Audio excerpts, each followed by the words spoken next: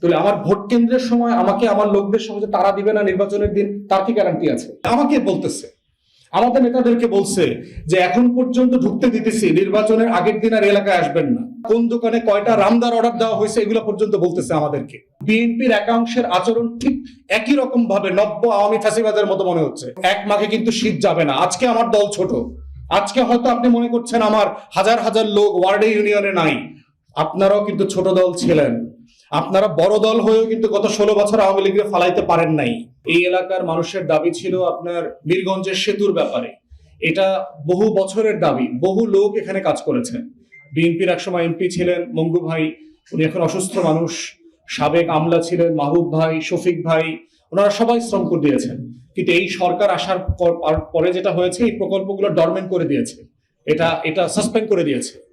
আমরা এগুলোকে আন্দোলন করে, প্রেসার ক্রিয়েট করে, সাংবাদিকদের মাধ্যমে, গণমাধ্যমের মাধ্যমে, উপদেষ্টাদের সাথে তদবির করে এই প্রকল্পটাকে আবার রেগুলার করেছি, ফাংশনাল করেছি।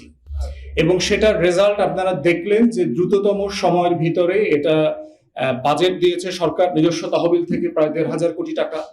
তারপরে টেন্ডার হয়ে গেছে, 5টা চাইনিজ কোম্পানি ইনিশিয়াল টেন্ডারে ছিল, একটা চাইনিজ কোম্পানিকে এখন কাজ দেওয়া হয়ে গেছে। এবং 1 সপ্তাহের ভিতরে কাজ শুরু করতে আপনার আর কোনো সমস্যা থাকবে না। তো সেটারই গতকালকে ভিত্তিপ্রস্তর স্থাপন অনুষ্ঠান ছিল, সেখানে আমরা অংশগ্রহণ করেছি। এবং অনুষ্ঠান রেগুলার হয়ে যাওয়ার পরে সেখানে আমরা সেতু নিয়ে কথা বলেছি। এবং ইতিমধ্যে প্রশাসনিক দপ্তরে, যেহেতু আমি সেতু নিয়ে দৌড়াদৌড়ি করেছি, আমরা ইতিমধ্যে জানি যে এই যে কোম্পানিটা টেন্ডার পেয়েছে লোয়েস্ট বিডার, তাকে ইতিমধ্যে বিভিন্ন জায়গা থেকে, কোয়ার্টার থেকে অ্যাপ্রোচ করা হচ্ছে তাকে যেন সাব কন্ট্রাক্টর হয়। আপনারা জানেন যে ইট সুরকি দিতে হবে, বালু দিবে, শ্রমিক সাপ্লাই দিবে। তারপরে ওখানে 350 কোটি টাকার নদী শাসনের কাজ আছে। তো এখানে অনেক কাজ, 1,500 কোটি টাকার কাজ, মানে এখানে অনেক কাজ আছে। তো সেগুলো নিয়ে ইতিমধ্যে যোগাযোগ করা হয়েছে। এবং যোগাযোগের যে ভাষা ছিল তাতে চীনা কোম্পানি মোটেই মানে সন্তুষ্ট হয়নি, তারা যথেষ্ট ভয় পেয়েছে। ওই ঠিকাদার কোম্পানি ইভেন আমার সাথে মিটিং করতে চাচ্ছে স্থানীয় প্রোটেকশনের জন্য, যেটা আমি অস্বীকার করেছি। আমি বলছি রাষ্ট্রের প্রোটেকশনের দায়িত্ব এজ এ নাগরিক আমি নিতে পারবো না। আমি আপনার হয়ে কথা বলতে পারবো, আপনার হয়ে আমি প্রশাসনকে বলতে পারবো, আইন শৃঙ্খলা বাহিনীকে বলতে পারবো, দুদককে বলতে পারবো, কিন্তু প্রোটেকশন আপনাদেরকে চাইতে হবে। তাহলে একটা কাজ শুরু করবার আগে এই ঘটনাগুলো বাংলাদেশে কিন্তু নতুন না। পদ্মা সেতু বিখ্যাত ঘটনা, আপনারা জানেন কিভাবে ওয়ার্ল্ড ব্যাংক এই প্রজেক্ট থেকে ব্যাকড্রপ করেছে। এবং অন্যান্য এলাকাতে সেতু নিয়ে যে কাজগুলো হচ্ছে এখন ডেভেলপমেন্ট ওয়ার্কে, এগুলো কমন কাজ। আমরা চাই কেউ না কেউ তো ব্যবসা করবে, কোনো না কোনো ঠিকাদার তো এখানে ইট বালু দেবে। সেটা রেগুলার প্রসেসে হোক, ব্যবসায়িক নিয়মে হোক, সরকারের আইন মেনে হোক। একটা কাজ মাঠে আসার আগেই যদি কোম্পানিগুলোকে অ্যাপ্রোচ করা হয়, তাদেরকে বলা হয় যে ইট আমার কাছ থেকে নিতে হবে, আমি আপনাকে 500 শ্রমিক সাপ্লাই দিব, এই এজেন্সিটা সাবকন্ট্রাক্ট আমাকে দেবেন, এটা যে কোনো বিদেশি কোম্পানির জন্য মানে খুব পীড়াদায়ক। তাদের জন্য এটা, তারা নিরাপত্তা সংকটে ভোগে। তো ঠিক সেই কথাগুলোই বলেছি। আপনারা যারা আমার বক্তব্য শুনেছেন, আমি কোনো দল, কোনো ব্যক্তি, কাউকে আমি সেখানে মেনশন করি নাই। কিন্তু তারপরে দেখেন, আমি ফিরে আসার পরে আমার উপরে একদম ভিডিও ফুটেজ দেখেছেন যে আমাকে রীতিমতো ঘুষি মারার চেষ্টা করা হয়েছে। তাহলে প্রশ্ন হচ্ছে যে কারোর নাম বলা হয় নাই, কোনো দলকে মেনশন করা হয় নাই। আমি রাষ্ট্রের পক্ষ থেকে একটা ডেভেলপমেন্ট, একটা উন্নয়নের কাজের সহযোগিতা চাইলাম এলাকাবাসীর কাছে।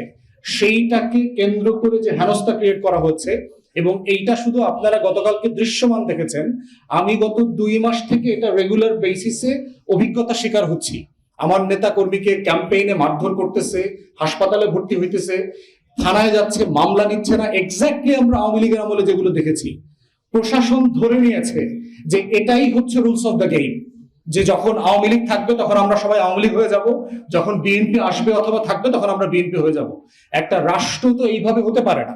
আমরা বিএনপিকে বলছি, আপনাদের একাংশ, খুবই সংক্ষিপ্ত একটা ফ্র্যাকশন একাংশ যে আচরণটা করছে, তাতে প্রত্যেক দিন আপনাদের হাজার হাজার ভোট কমছে।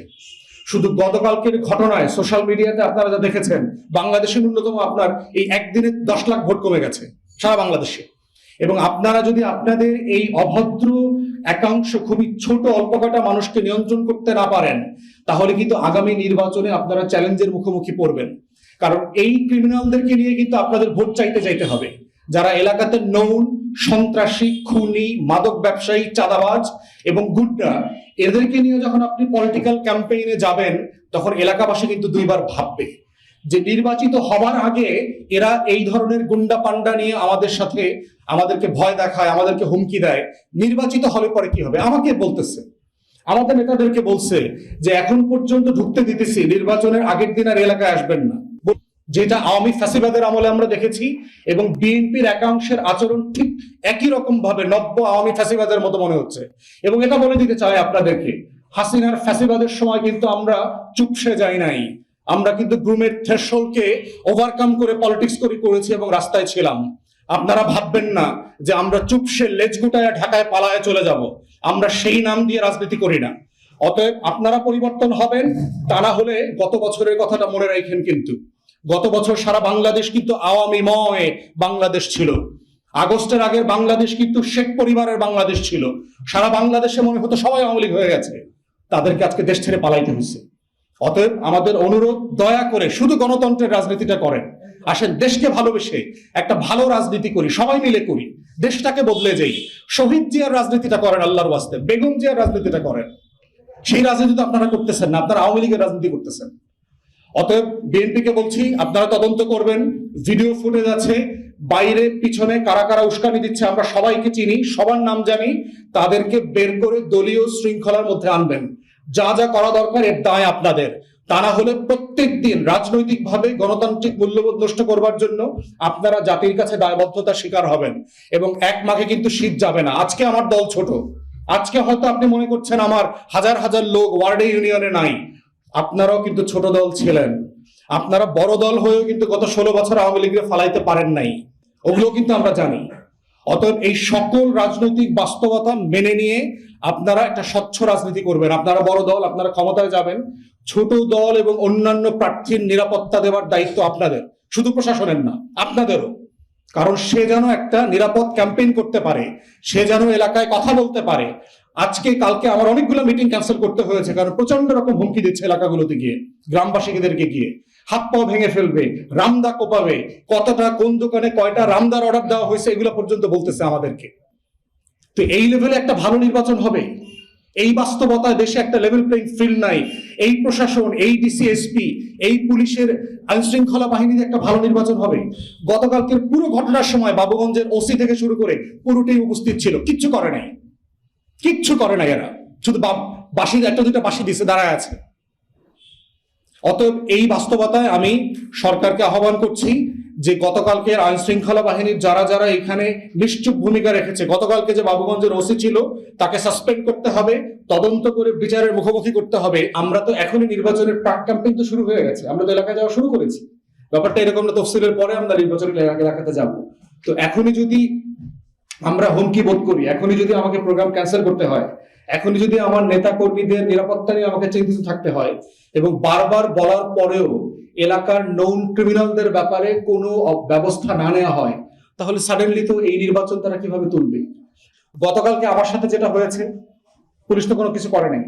তাহলে আমার ভোট কেন্দ্রের সময় আমাকে আমার লোকদের সঙ্গে তারা দিবে না নির্বাচনের দিন, তার কি গ্যারান্টি আছে? এই কাজটা তো নির্বাচনের দিনও তারা করতে পারবে। তাহলে যারা দায়িত্ব পালন গতকালকে করলো না, তারা তো নির্বাচনের দিনও এই দায়িত্বটা পালন করবে না। কারণ আমার অমুক বিএনপি ক্ষমতায় আসবে, আমার ক্যারিয়ারের কি হবে, আমার পোস্টিং এর কি হবে, আমাকে তো বান্দরবনে পোস্টিং করে দিবে। তাহলে একই ভয় যদি আপনার এই মাসে থাকে, একই ভয় তো নির্বাচনের দিনও আপনার থাকবে। তাহলে আপনি ভালো নির্বাচন কিভাবে করবেন? অতএব সেই জায়গাতে আমাদের নির্বাচনে অংশ না নেওয়ার ব্যাপারটা যথেষ্ট ঝুঁকিপূর্ণ হয়ে যাচ্ছে। এবং যদি এই ধরনের অনিশ্চয়তা চলতে থাকে, বাংলাদেশে বিএনপি ছাড়া কেউ নির্বাচনে অংশগ্রহণ করবে না। পরবর্তী সংবাদ দেখার জন্য আমন্ত্রণ এবং সাবস্ক্রাইব করে বার্ড নিউজের পাশে থাকুন।